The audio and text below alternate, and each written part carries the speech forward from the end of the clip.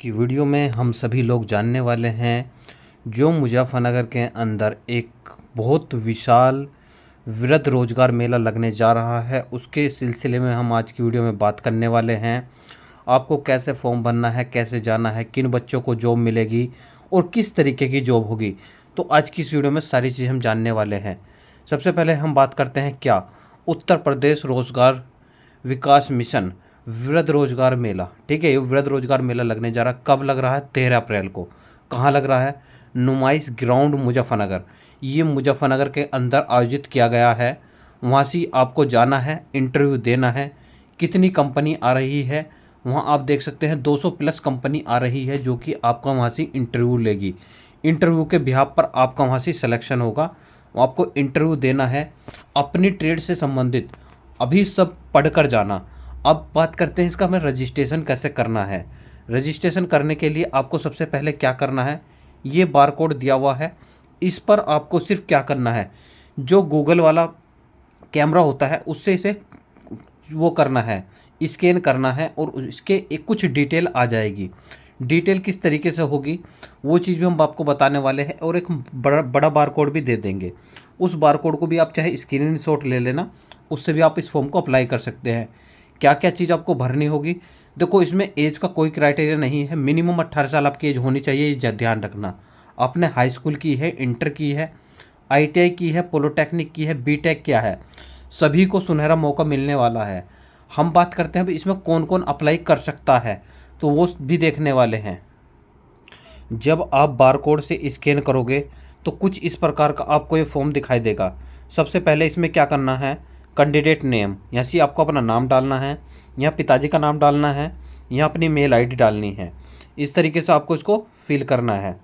उसके बाद अपना mobile number, date of birth, gender, male है फीमेल है, कैटेगरी SC OBC, PWD के अंतर्गत आते हैं या 0 प्रायोरिटी है। यदि आपको इनका नहीं पता तो आप इसमें नो भी कर सकते हैं। उसके बाद आधार नंबर, ड्राइविंग लाइसेंस है तो ड्राइविंग लाइसेंस, कौन से ज़िले से बिलोंग करते हो वो डालना है। उसके बाद अपना ब्लॉक के साथ पूरा पता डालना है, पिन कोड। और उसके बाद यहाँ से अब यदि आप ध्यान से देखो, यहाँ से लिखा हुआ है मुजफ्फरनगर 13 अप्रैल, तो यहाँ से लिखा हुआ है कि कहाँ से इसका आयोजन किया गया है। यहाँ से आप मुजफ्फरनगर सेलेक्ट कर लोगे। उसके बाद आपको क्या करना है, यहाँ से एजुकेशन पर जाना है, ऐड एजुकेशन।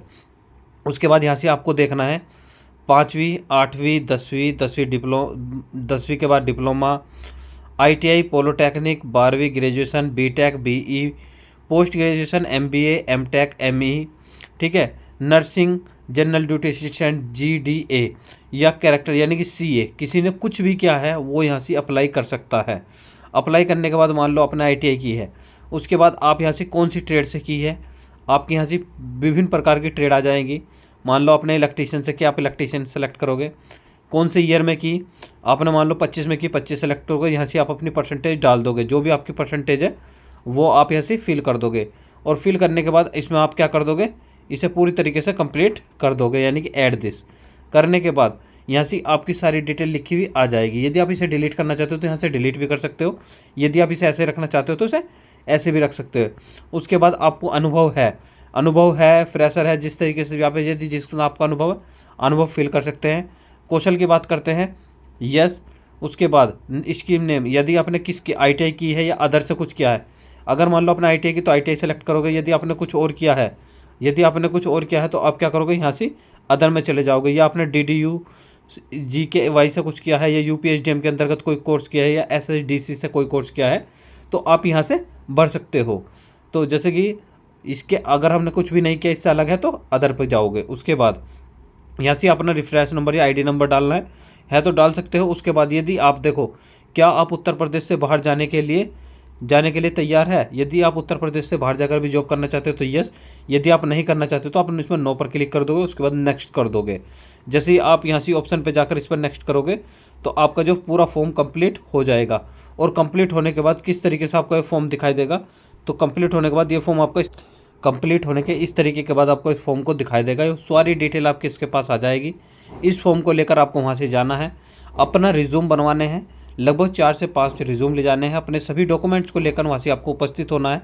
लेकिन एक चीज़ का ध्यान रखना, थोड़ा सा ट्रेड थ्योरी के बारे में पढ़कर जरूर जाना दोस्तों।